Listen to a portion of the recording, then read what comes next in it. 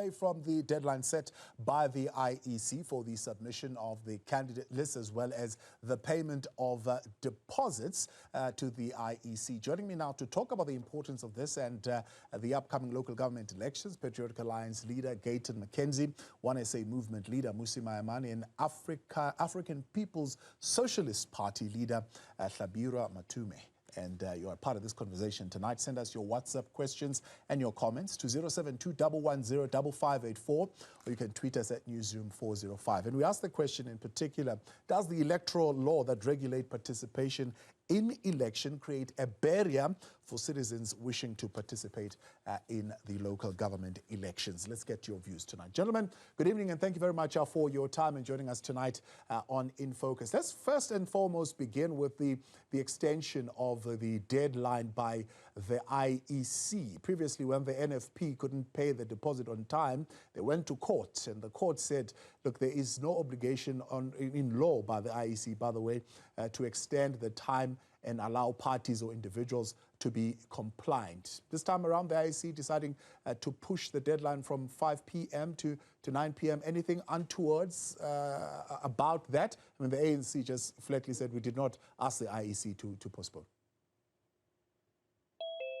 Well, you can start with me. I can tell you that the ANC, the reason why the IEC gave 5 more hours or 4 more hours, we all know why. It's because the ANC, they're still busy trying to formulate the last-minute names. What the IEC has done, they realized that the ANC is not going to be on time. So this sudden, non-discussed, we were never foretold about it. We were just told, hey, voila, you got an extra 4 hours. So from my point is, the ANC, they were making way for the ANC. Yeah. The AU, though, Mmusi Maimane, assessing, for example, the regulations and the deposit fees and so on and so forth, has a view, and that view is that these regulations should more than not allow for the enjoyment of the right to participate in election than to limit you that right. So they must always err on the side of allowing you the enjoyment of that right, and therefore an extension could probably not be so much of a bad thing. What's your view? Yeah, well, I think good evening, and I think the context within which these elections is taking place is something that all of us as citizens will find quite difficult, simply because, as you know, on one level, the IEC is applying for a postponement of elections themselves, which has meant that there's been significant miscommunication about all of these respective deadlines. So whether it's about the closing of candidates, whether it's about Section 15A associations as we've been registering them across. So there's been, I think, to me, the first problem that we face is that the greatest weakness to this election is the IEC itself. Secondly, I think there is a very important point that allowing people to participate must be the first prize, but rules must be maintained. Otherwise, if you become subjective about this particular one, and I welcome the fact that there was a postponement until 9 o'clock, I'm looking forward to knowing what the new election timetable is going to be. But I do also think that if you start to change the rules at the whim of certain political considerations, you undermine the greatest contributor to elections, which are the citizens themselves. The rules must be predictable if they're going to be followed. If they become the rule of man, then you undermine democracy. So I'm urging for communities to keep registering and make sure people can actually participate in the election. Talking about the environment in which the elections are held, part of the argument is around the regulations that or the laws, the electoral laws that regulate the participation of citizens and whether or not they do take into consideration the environment in which the elections are held. One of those environments is a lack of access to the economy and poverty that affects the participants, right? If you look at the rate of unemployment in South Africa and young people sitting at over 60%, overall probably 40%. If you're looking at the more conservative rates, maybe 50% if you go a little bit further rather than that. Two, there is a lack of administrative experience. Do these deprive people of equal access to this process of elections? Yeah, absolutely. It's precisely why we've looked at the electoral law, registered Section 15A organizations, which here's the first advantage of a Section 15A of the clause of the electoral law. One, it's cheaper, which makes it far more accessible to people. Secondly, it's associations in communities themselves who are then able to be on the ballot. And thirdly, it allows for independent candidates to be affiliates in these associations and be accountable to the people. I think that clause is a very important one, because when you start to get into a broader political infrastructure, the great difficulty is that not only is the expense of registration, the expense of campaigning becomes woeful, and ultimately subsequent to that, you find just the threshold for people to participate just that much higher, so much so that the real talent, often the people who are able to contribute to leadership, are incapable to do so. And they find expression of service and service to the public elsewhere. I think local government, we must remind ourselves of the job of local government. We should deliver basic services. And I think that the breadth and the length of leadership has not been tested because the barriers to entry are that much harder. And when we started One South Africa, we said we'll get behind people to assist them in being able to achieve and get over those hurdles, which makes it far more possible. But without associations that are willing to get behind them, it gets almost near impossible for people. Gayton, Mckenzie, what do you make of that? Fees and requirements that come with the regulations make the politics and leadership the preserve of the Gayton Mckenzies who are millionaires? Here's my issue. I think we're looking at it very simplistically. There's a bigger picture behind them not being able to afford to be part of the elections. If we look at that, we are not addressing the main issue. The main issue, let me give you the main issues here. The main issues are people are poor. Why are people poor? People are poor because our government, number one, when the Singapore government took over 50 plus years ago, they saw the biggest problem. They said the biggest problem was they were sitting at the unemployment figure of 14%. Here we're sitting at 50 to 60% and we are chilling. So what I'm saying to you is that we should not worry that people can afford election fees. That's a small part of it. We should worry that people cannot afford bread, coffee, tea. People are poor. Why are people poor? But we live in the richest country in the world. People are poor because our politicians has, number one, no commercial sense. Number two, I would disagree with Leader Maimane when he says that local government should deliver the services. That's a basic. That's a fish swimming. Local government should be an enabler of businesses, of the local economy. You see, once you have money, it fixes a whole lot of problems in life. You see, they can clean your drain every day. They can pick up your dirt every day. But if you don't have bread, it means nothing. So I'm saying, let us get local government to do what it's supposed to do, to be an enabler for businesses to function and to stop giving all the tenders to one big firms.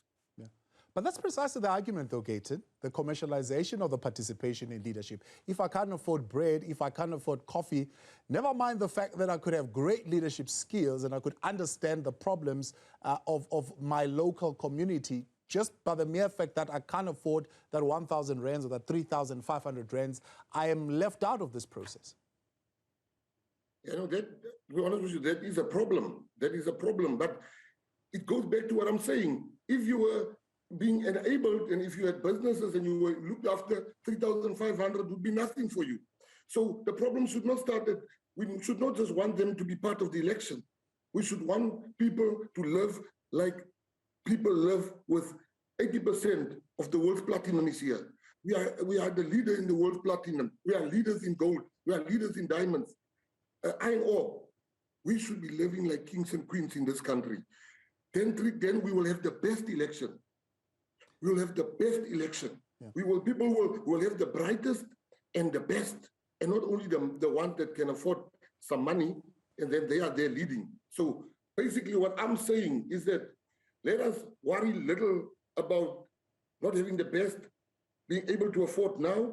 Let's worry about the bigger problem. The bigger problem for me is in this country, for instance, and we've had this debate in the past.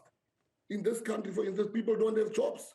But you go there, it's just illegal foreigners and foreigners working here. But we don't want to talk about these things. We like to talk about the easy things, like access to things. Let's talk about the difficult things. Like foreigners cannot get jobs while the locals don't have jobs. Let's talk about that also, the question of the participation of those who would probably hold citizenship that comes from somewhere else, and they come and they become South African citizens as well. Should they be participating in our local government elections?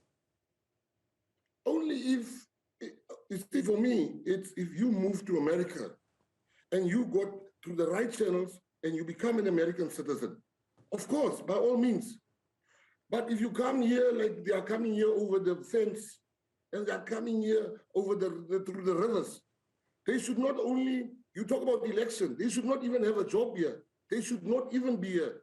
But what we're going to do as the Patriotic Alliance, we are going to arrest them the day after the election. We are going to clean house. We are going to make sure that every Zimbabwean, Nigerian, Chinese, Swiss with an ID, we are in Chinese. We are going to look at how did you get that ID. We are going back. We are not going to just take the ones without IDs. Yeah. We are going back to the ones with IDs. Time for play, nice talk. Look at South Africa. There are South Africans that are dying because there's no space for them at the hospitals. Yeah. But there are illegal foreigners getting, laying in beds there, getting oxygen. Right. But our people must be told there's no bed for you. When the PA takes over, we shall remove him. He must go get Zimbabwean oxygen. Because for South Africans and South Africans first. And we're unapologetic about that. All right. That is the number one thing. Let's take a break, Gayton, and when we come back, Mmusi, I'd like to get your views on that. I mean, potentially, what you're jumping into there is what is the competence of national government. I don't know if local government can do anything about the particular questions that Gayton Mckenzie is raising. Mmusi Maimane staying with us, and Gayton Mckenzie will continue in a moment and get you. The deadline looming very close, about 15 minutes away now to the cutoff as put on by the Independent Electoral Commission for parties and independent candidates to put in their lists. And we're asking the question tonight, do the regulatory laws that are put in place prevent or create a barrier for participation, equal participation by citizens? Before the break, Mmusi Maimane, the question being raised of the political right being exercised by maybe those who would be not natural citizens of South Africa, but now naturalized. Does it create a situation where our democracy then becomes discriminatory if it bars a certain section of society? No. First and foremost, I think that it can become easy to locate all your problems in your foreign nationals in a country. I think we saw the same practice occur in the US, we see the same practice occurring in South Africa, and we're seeing it globally. I don't think it helps the conversation. The primary difficulty that South Africans face is the fact that we have an ANC government that has failed. If you look at the state of local government, you must talk about state capture that will make the state capture commission we've been talking about look like a picnic. So I think we must focus on where our problems are. To simply reduce them to whether foreign nationals can participate or not participate, I think is misdirected. On a more serious level, if a foreign national has arrived in the country, gleaned citizenship, has been paying taxes in this country, they have the right to be able to contribute to the democracy of that country, because ultimately they've gotten citizenship in that country. And I think that's the first issue. That we've had poor policing, poor border control, poor registration of nationals coming from across, I think is a fault of this government. We have South Africans who are able to reside everywhere else in the world, extend skills. We live in a society that exchanges ideas. This is the world we live in. This is the continent we ought to live in. If South Africa wants to treat itself as an island, it will fail in terms of this continent. We have to recognize that our interests are linked to the rest of the continent, and we can intra-trade and ensure that we can prosper as a continent. So I think the suggestion that we're an island and should kick everybody out who's not South African, I think is misdirecting our problems, and I disagree with the president of the Patriotic Alliance. Can I come in there? I never said Gayton, people should be kicked. All right? I never said people should be kicked out. That is legally here. All I'm saying is that you are well-traveled, I'm well-traveled. Show me any country in the world. If you stay one extra day, if you got a 30-day visa, and you stay 31 days, you go to jail. Why is it that politicians are so scared? Hillbrow has been run over by the illegal foreigners. Everywhere in South Africa, you can go to Rosettenville, you can go to Sunnyside. Our people don't have jobs. All the white people, white businesses prefer to hire the foreigners. That's why politicians don't want to talk about it and against it, because the white rich business people prefer the foreigners because they are not unionized. They don't demand a lot of money. They pay them and they treat them the way they want. What I am saying no different than what America is saying, or what Russia is saying, or what any other country that I've been to is saying. Come here, apply, and we shall decide, do we bring you in here? And if all the papers are fine, you can participate. Right. But they're coming here to take the jobs. They're coming here without passports. I mean, it's a massacre out here for our people. It's the poorest of the poor. It's the poorest of the poor. So what I'm saying is, our foreigners that come here, they're not coming here for tourism. They're not coming here to contribute towards the economy. They're coming here to take. Yeah. And they're competing with people that got mostly Bantu education. Right. So they already have an advantage. I want to bring us back. I want to bring us back because we do want to talk about do all citizens enjoy the same opportunities to participate in the process of election? That's the core really of our conversation today. And one of the issues that was raised, Mmusi, is the question of political parties that are already existing getting an allowance, right, from government to participate versus those who are not in the system already and who are coming in. And does this create a situation where participants are participating on a different and unequal footing? Yeah, completely. Obviously, even the current formula as to how you allocate party funding from the IEC in many ways can be seen to favor the status quo. It keeps those with bigger numbers in parliament on a proportional representation as a reflection of the last election, which is even more dangerous because actually a party can loot in the years that happen in between that, and then we retrospectively say, well, your proportion of the vote is X, and therefore we'll make a contribution.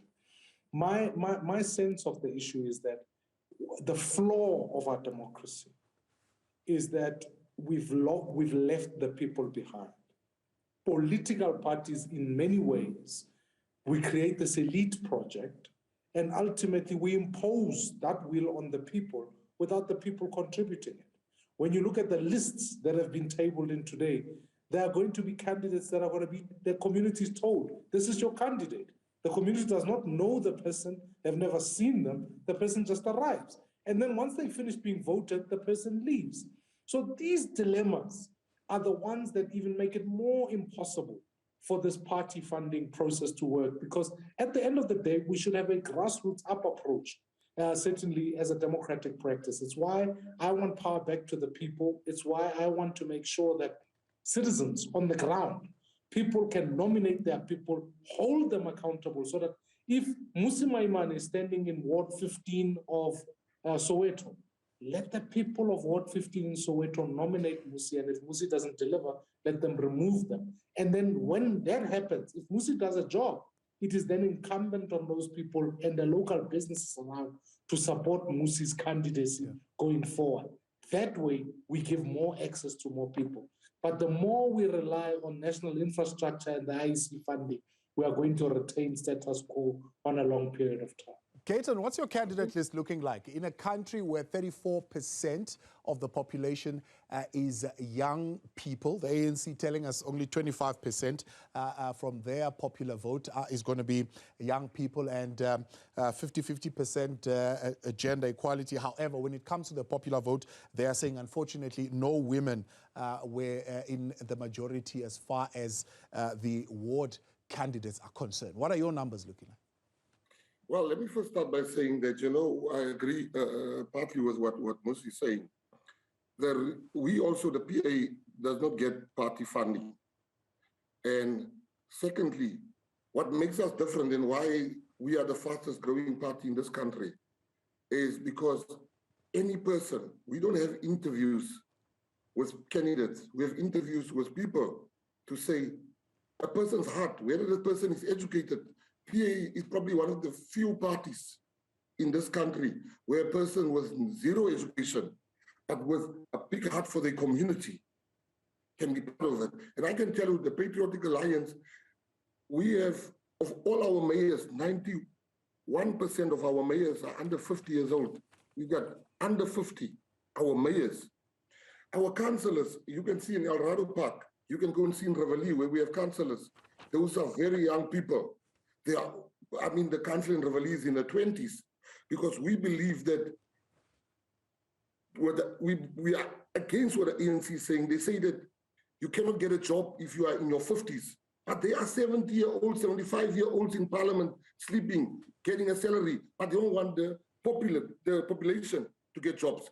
I am saying what we are trying to do with the PA is to, the exact thing that you're complaining about, that we want to make it easy for anybody to become a councillor, for anybody to become an MNC, a mayor. And just to get back to what you just said earlier, when you look at South Africa and you look at all these political parties, you're going to see on the PR list is going to be old people, and young people will be totally excluded. So what we do at the PA, we are saying that if you are vibrant, if your community knows you, we are going to put you in. And that's why we got one or two, but most of our people, there was no argument. People understood, they loved the candidate. There was no shooting, there was no bodyguards, there was no security. Yeah. All our councillors were nicely, everybody agrees, and that's why we're going to take Cape Town. What about considerations of skills, value, post-matric qualification? You know, the problem that you are having for me is there's this myth. You know, education is very, very important, but you have to check the history of this country. You can't come in this country and put the barrier so high for education when the majority of citizens of this country has been denied a decent education. You're taking them out of the game. You cannot say to me now that somebody that if you want to be part of the Olympics, you're going to go for swimming, but you've never had a pool at your house. You didn't grow up with a pool. You didn't grow up. You've never seen a swimming pool. But you say to the person, we can only put you on an Olympic team if you're going to swim. I'm saying to you that the country has always had educated people running it. And we are here where we are because that was your only consideration. We should start looking at our history and stop comparing ourselves to first world countries and trying to emulate what they are doing. I know of people that are educated, but they don't care about people. Politics, you gotta care about people in politics. Mmusi, what do you tell the independent candidates on the value being placed on high skills and the post-matric qualification? It's absolutely crucial because I actually happen to think that when you look at the qualifying riders for who can become a councillor or not, there's no educational requirement at all. In fact, you just need to be a member residing in that community and no criminal conviction. So now, here's the great difficulty of what's happened is that, especially in local council, government prescribes that the city manager ought to have a treasury or a post-degree qualification equivalent. They report to people who have often no skills. which is what we've seen all too often. Then you end up with a city manager who can't implement policy because he's reporting to people who don't always have the skill, who don't have an understanding of fiscal policy, of budgetary mechanisms, of IDP processes, of ensuring that we comply with the law. That's why state-captured local government is at such a high level. Is because you end up with people who have got no water management skills, so they end up looting the money. Former President Thabo Mbeki once intimated that actually incompetence sometimes is the seedbed for corruption. Now, I'm not here to say they're educated are not corrupt. No, I don't agree with you. I'm completely out of time. Let's leave it there. Unfortunately, can't take you any further. I'll bring you back and we'll have another stab at it at a later stage. Unfortunately, we are completely out of time.